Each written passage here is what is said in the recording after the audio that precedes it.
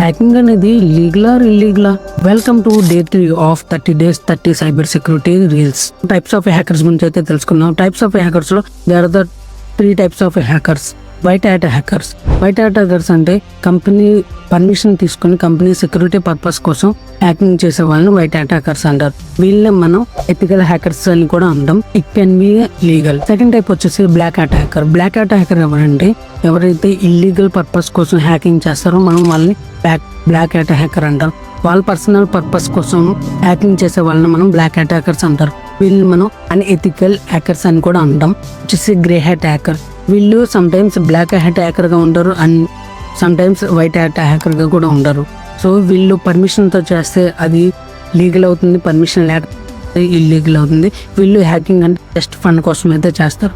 అవును, మన కంటెంట్ నచ్చుతుందా? నచ్చితే లైక్ కొట్టి షేర్ చేయొచ్చు కదా.